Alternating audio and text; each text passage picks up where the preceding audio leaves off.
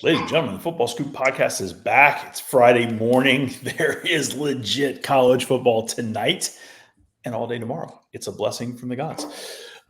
Tonight, I'm rather excited. We've got Nebraska, Illinois, sneaky, awesome football game, I believe. This one's at the home of the Cornhuskers. Matt Rule is hosting Brett Bielema. Doug Samuels is on. Got Zach Barnett, got John Bryce jumping on in a minute. Doug, give me some thoughts on Matt Rule versus Brett Bielema for all the Big Red.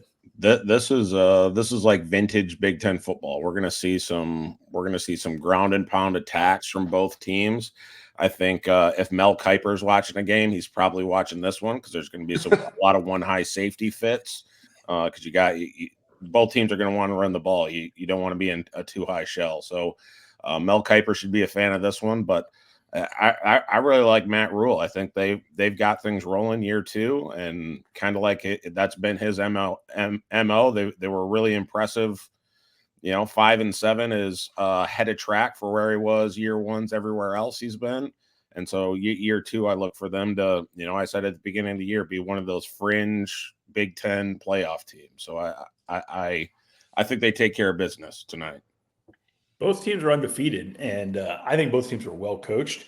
I think that both teams adjusted their coaching staff a little bit this offseason, and I think Brett made some really nice additions on his staff. I like the Illini tonight. Zach, give me some thoughts.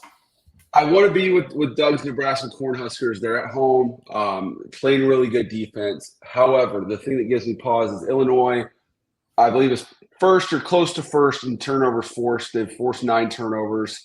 Have done a really good job of taking care of the football against a freshman quarterback who Raiola, I think he's 5-1 touchdowns and interceptions so far. This will be the best defense he's faced. This is a type of game where the first to 20 wins. The team that forces more turnovers is going to win. And Illinois' ability to do that, even on the road, scares me a little bit from taking Nebraska. And our weekly picks that haven't published yet, I feel pretty confident. Not that I'm going to be right, but I feel confident in 14 of the games. This one, to me, is the hardest one to pick on a weekend. It is. I will throw a nod, tip of the cap. Zach did win last week, so when he feels confident about 14, that probably means he's going to lose big this week. You never know. Okay, so a lot of us, Doug's coaching, a lot of us are going to high school football games tonight. When we get back, we got a late one kicking off. San Jose State is at Wazoo. Wazoo, went toe-to-toe and beat Washington last week. San Jose State, Kenny Matalolo, undefeated. Big showcase game for those guys. Any thoughts on that one, gentlemen? Yeah, it's an opportunity. Washington State took out some realignment resentment on Washington last week, and now San Jose State can do the same to Washington State, as Washington State is in the process of blowing up the Mountain West Conference. We'll see what happens. Obviously, that's not going to make it into Kenny's pregame speech to his Spartans, but it is something that is interesting to me. Washington State's been a really good football team so far. Their quarterback is a threat to run the football, ran for nearly 200 yards on Texas Tech. Until someone stops them, I mean, this is a Washington State team that could find itself in the top 25 by years and even, in playoff talk. I'm not saying they're going to get there, but this is this Washington State team has a chance to legitimately run the table. Well, if you're going to go there, Washington State. I'm going to have to back this up for 1 second, Zach, because I'd like to see what Washington State's schedule looks like. They've got Boise State next week. They got a bunch. Yeah. Fresno losable but winnable. Boise, Fresno, jump down a little bit. They got San Diego State, Oregon State towards the end. Yeah, I mean, I hear you. Not saying it's going to happen, but on the teams that have a chance to legitimately go undefeated, Washington State's on that list. All right. I'm going to jump us ahead to Saturday and what I think will be the most entertaining, exciting, most eyeballs on, I think, Tennessee, Oklahoma. It's the one that everybody's talking about, right? Game day's there? Yeah? Mm-hmm. Yeah. I mean, this is Josh Heupel returns. It's the offense versus the defense. This is everything. Give me some thoughts on that one, guys. Oklahoma people are saying this is their biggest home game since 2012 when an undefeated Notre Dame came to town. I think it's actually bigger than that. I think this is the biggest OU home game since they played Texas Tech in 2008. It's undefeated Tennessee coming to town with game day in your SEC opener. This is the first of a 100-year move. We like to think this is enormous game for Oklahoma, and it's also a game that it's tough to see Oklahoma winning. You listen to Oklahoma people talk, and it's like, we got to win the field position battle. We got to return a punt for a touchdown. We got to win turnovers. We can't have a lot of penalties. It's like, yeah, if you do all those things, you're probably going to win the game, but it's really tough to do those things. So the Tennessee defensive line against the Oklahoma offensive line is a huge mismatch in favor of Tennessee. Oklahoma hasn't, Brent Venables says they're not able to run the football, and that's the reason for their offense. It's tough to see them. If you can't run it on Houston, it's tough to see you run it on Tennessee. Tennessee's secondary is suspect. Are they good? Are they not? It's tough to tell. No one's really tested them so far. Oklahoma's throwing the ball for like 5 yards a pop. Not exactly, but there's no explosion in the Oklahoma passing game. So having said that, Oklahoma is at home. They've got probably the most disruptive defense in the country so far. They've forced 10 turnovers. They have like 23 TFLs. So we have to do everything right, and Tennessee has to do everything wrong. I'm not saying it can't happen, but they play this game 10 times. Tennessee wins at least 8.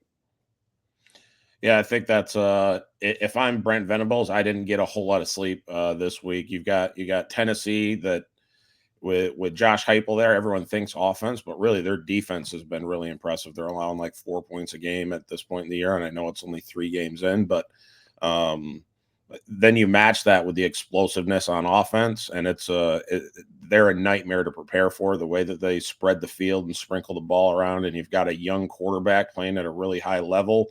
I agree with Zach. I think it's a big uphill battle for Oklahoma to win this one, especially what we've seen the first few weeks of the season has not been impressive, and Tennessee's been the opposite. They've been explosive. They've been stingy on defense. It's gonna be a rough outing, I think, for Brent Venables and the Sooners. I like the hype train as well. So naturally, when you talk about OU, you have to then pivot to Texas. Arch Manning, big first start, just like everybody predicted, be Louisiana, Monroe, General Booty, whatever. It's going to happen, and I think it's going to be fun to watch. Arch, he's a fun player. Zach, give me some thoughts there, quick. Yeah, it's going to be probably the most must-see TV in the history of SEC Network Plus.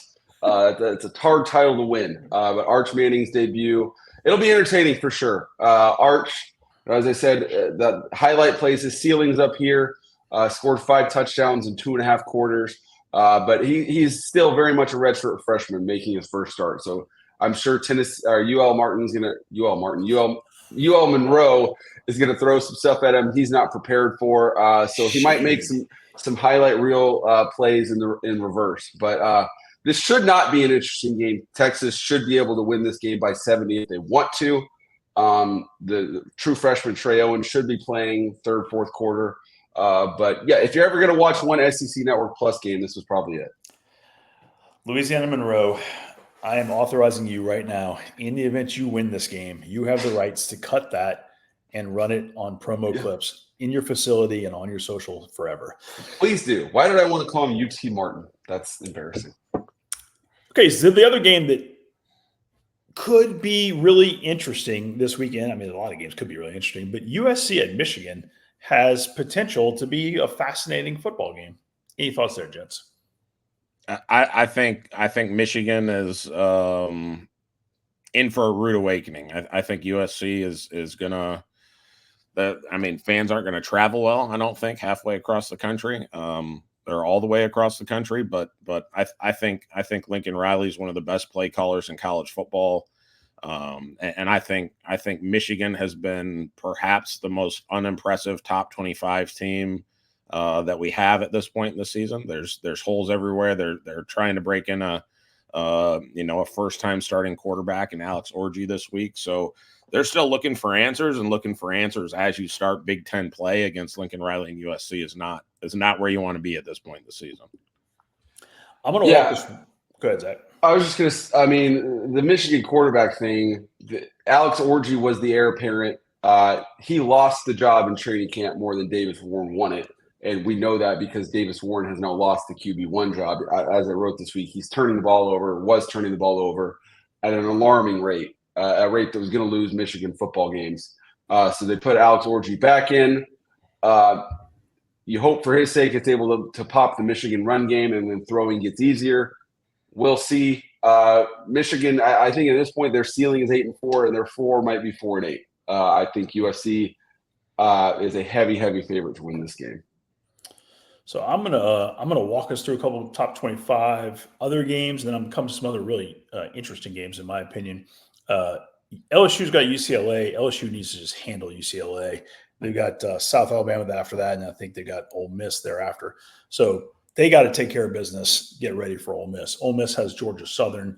Georgia Southern's a good football team, but Ole Miss is playing very well. Marshall is at Ohio State. Ohio State's going to handle that. NC State, Clemson. Clemson needs to handle their business. NC State has not been right. I don't know if this is the week they get right or not. Be interesting to see. Kent State is at Penn State. Don't watch that football game. Miami of Ohio, it will give Notre Dame a battle. Notre Dame has got to be able to handle that one, survive and move on. Buffalo is at Northern Illinois. First chance for Northern Illinois coming after their big win at Notre Dame. Northern Illinois needs to not have a letdown. They've been off for a week. They need to come in and handle their business. Vanderbilt's at Missouri. We thought that might have some intrigue. It still very well might. Yeah. And I'm getting down to Kansas State, BYU. Zach, I will ask you for some quick thoughts on that one, and then we're going to turn to some non-top 25 games. The K-State defense is what's been impressive to me so far. Arizona opened that game last Friday night with a long touchdown drive, and then K-State shut them out from there. They did a great job of making Arizona one-dimensional. BYU is not going to be as explosive as Arizona is. That said, going on the road at night in the mountains is not easy, but this is a game K-State should win, especially with a potentially huge game against Oklahoma State coming up next week. John Bryce, can I ask you for some thoughts on Utah at Oklahoma State? Yeah, the line is moving drastically toward Oklahoma State as the week has progressed. I think maybe Oak State opened as an underdog and now is a slight favorite. The reasoning is Cam Rising injury watch. So it's becoming 2023 deja vu here in 2024. He hurt his hand in the opening game. Maybe got a little infection from that. Again, Oklahoma State has one of the veteran-most offensive lines in all of college football. We know they're really good at the running back position. Can Bowman do enough to keep them balanced? Because the Utah defense is really, really good. So I'm excited for this game. I think it deserves a little bit more attention in general than what I've picked up on it getting this week. But it's a big-time game for me, and Oklahoma State has thus far looked like it could be a Big 12 contender. Will that continue? I would pick the home team in this game, quite frankly. I think it's that even. So I picked Oklahoma State in this contest. I'm on Utah for this game. Oklahoma State's in the 90s. As John's correct, they bring back their whole offensive line and their Doak Walker running back, Ollie Gordon, but they're in the 90s rushing. Most of their rushing yard was racked up against South Dakota State. Ollie Gordon's run for 90 combined yards his last two games, and Alan Bowman, who's just kind of an okay quarterback, has been keeping that offense moving. And they're also in the 90s in stopping the run, and that's not a recipe for winning football games. So I like Utah to win this game, whether Rising plays or not. Yeah, I think go ahead. Sorry, go ahead. No, you go. I was just going to quickly say I love the Utah defense. If Rising can't go, then it's the Wilson kid, Zach Wilson's younger brother. He was a big-time 4-star recruit that Utah got away, won a heated battle with BYU. Obviously, those universities separated by about 25, 30 miles. So Wilson is their quarterback of the future. He couldn't lead them to any second-half scoring drives a couple of weeks ago. They were better last week, but scuffled more than I thought they would in that win. So, again, the rushing stats, I believe, are a little bit deceptive on Oklahoma State because they got down so much at home against Arkansas and had to go to the air more, and then they blew Tulsa out of the water last week, and I don't think Hubbard had to play much in that game. This was the hardest game for me to pick, but for all the love that we give give Mike Gundy and the Cowboys for their returning offensive line and their stud running back and Ollie Gordon. I mean, they've played South Dakota State, Arkansas, and Tulsa, and they rank right almost smack dab in the middle in terms of national rushing yards. So they've got to get things back on track, and they've got a schedule that's going to make it hard for them to get on track. But for me, Cam Rising being out, even though Cam Rising being out has been kind of a storyline of the past 2 seasons at least, and he may come back for a 7th year as the Utah quarterback or something if he doesn't return soon. But I mean, they've got Utah this weekend, Kansas State, and West Virginia, and it's not a recipe when you're searching to get your running game on track to have a couple top 15 matchups on your schedule. And Bowman is a 7th-year quarterback, so Yeah. That's really interesting. Unless you're Kevin Wilson, Kevin Wilson's got no room in his life for 7th-year quarterbacks. You know what? Some guys don't have any room in their life for close games. Close games are for losers. Alex Golish tells us. The U is coming to Tampa at South Florida Saturday evening, and that's a game that I think is going to be pretty close, to be honest. I've been impressed with Miami early on. I think Miami wins the game, but South Florida is a really good football team. South Florida head coach Alex Golish says close games are for losers. We're here to win the game. We'll see what happens. Any thoughts, gents? Yeah, Miami is so far one of the most impressive teams, but I mean they blew out Ball State and they blew out Florida. What does that really mean? We don't know at this point. We don't know where the bottom is for Florida. So I don't have a hot take, but I do agree with you, Scott. I like Miami to win. I like South Florida to make Miami work really hard for that win. For me, I like the Canes basically because of their depth. What Golish is doing is really phenomenal. And that Alabama game, the final score is so deceptive because it was 21-16 as we hashed out in the 4th quarter with Bama just barely nursing a close lead. And then they got a pick 6 and 2 chunk plays for touchdowns, and it completely transformed, I think, turned that into a 42-16 final when, again, it was a single possession game with 10 minutes to go on the road at Bryant-Denny after South Florida had played them to a 17-3 loss in the muck a year ago at home. I think South Florida is right in this game. I read where they've had to open up additional sections of Raymond James Stadium, the home of the Bucks, where the Bulls are playing because they're expecting such a crowd. When USF was rocking under Jim Leavitt and those guys, they had some great crowds in there, and it got loud and it got rowdy. That's what I look for. That's a big reason why, along with Golish doing such a good job, I expect South Florida into this game well into the second half. I just think Miami's depth and what Cristobal has done to recruit not just really good starters, but really good backups as well is a huge difference in this game. All right, gentlemen, some quick hitters. Which team gets right in Starkville? And that's a weird statement. Florida or Mississippi State? I got to go Florida. Mississippi State's been so bad on both lines of scrimmage. It's tough to see them getting right against an SEC team. Yeah, this is get right for Billy Napier. I think he gets on track. If it's close, it's not going to be pretty for him going into next week. But if they can get right and send a message against a team they should send a message against, he's coaching again next weekend. I don't think it's a get right game for either team. It's a get by game because neither team is very good. But Mississippi State has plenty of reasons why it's not where it wants to be. Most notably a third different head coach in 3 seasons, obviously because of tragic reasons. So Mississippi State just does not have the players that Florida has. If Florida loses this game, then I don't know that Billy Napier's Florida's coach by 8 a.m. Sunday morning. So I think the Gators win. I think it's a close contest. I don't think it's a get right for anybody. Mississippi State wearing the all-white icy uniforms, as they call them. I don't like home teams wearing all-white uniforms. That's so dumb. Preach. Preach, brother. All right. Dave Aranda's taking Baylor to Colorado. Prime's trying to prove himself, his team. How's that one play out?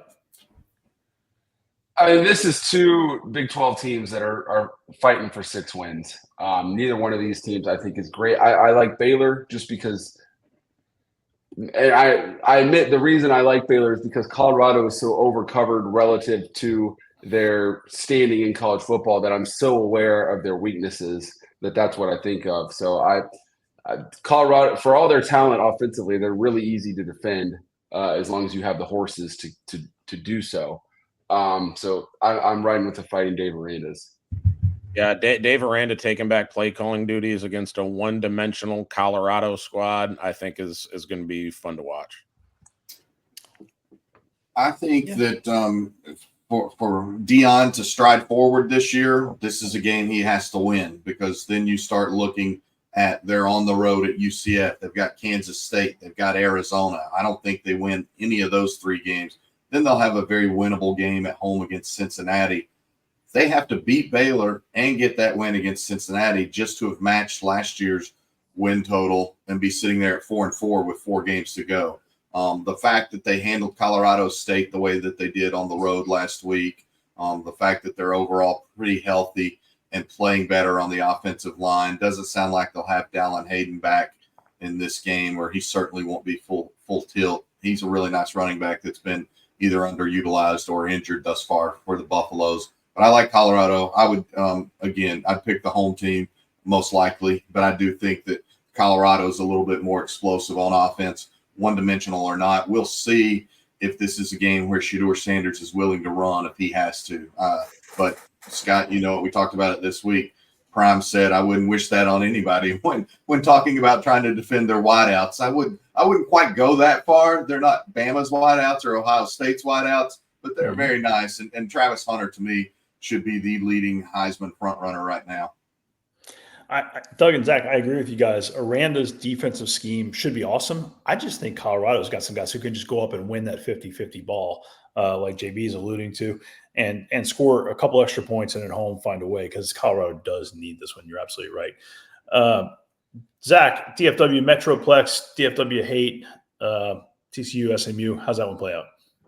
Yeah, SMU has benched their incumbent starter Preston Stone in favor of Kevin Jennings. I'm sure he's a nice young man. I'm not sure Kevin Jennings is a great quarterback. SMU, this is a huge game for SMU. This is their last home game against TCU indefinitely. If they lose this game, they'll have lost 6 straight games against Power 4 opponents. And next week they begin life as a Power 4 team against alleged Power 4 team, Florida State. They get them at home.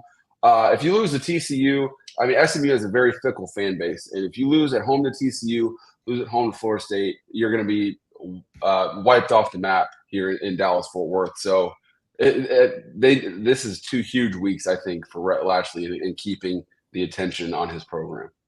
Well, they technically lost to a power conference team already when they lost to BYU a couple of weeks ago. So but you're right. I think this is as close to a have to win game as SMU could have possibly faced. We know they were incredibly lucky to come back and beat Nevada to open the season, and frankly, SMU had no business winning that game, and the way it turned out, Nevada had no business losing that game. But studied the Vegas lines on this one. It's essentially a coin flip. So then I looked at who I thought would be the better coach team, and I think TCU will be the better coach team in this contest. All right, gentlemen, one quick one. James Madison is at North Carolina. Is there a shot of a big upset there? If Kurt Signetti hadn't taken basically JMU's whole team with him to Indiana, I'd say yes. But since that happened, I say no. And staff brought the defense, largely the defensive staff with them, and OC. I wouldn't bet a first year head coach at JMU against Mac Brown. I'd take Mac Brown on that one. Yeah, I can't stop myself. I think Chesney's going to have success at JMU. They've looked very nice early this year. But for a change, I think it's the running game that really helps power North Carolina to victory in this contest. Last game, because we got to go.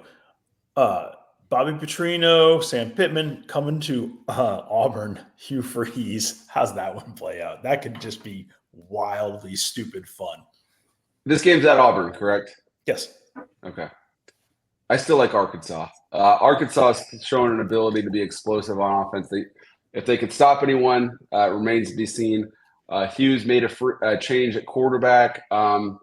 They beat New Mexico. They did not beat down New Mexico. That program seems to be on the struggle bus right now. I like Bobby's revenge on Auburn. Wow, Bobby's revenge. That hurts.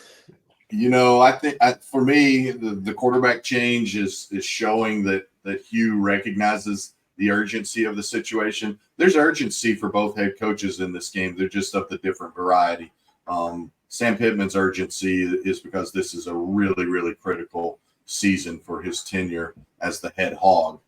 For Hugh Freeze, he's already had to face questions about how quickly he can turn around Auburn since Georgia was in the national championship a year in Kirby Smart's second year. That's the heat that Hugh Freeze already is feeling. If he loses this game at home after playing so poorly against California, it's going to be just an agonizing remainder of the season for Auburn. And I thought Auburn would be a significant step forward team this season, and we just haven't seen it.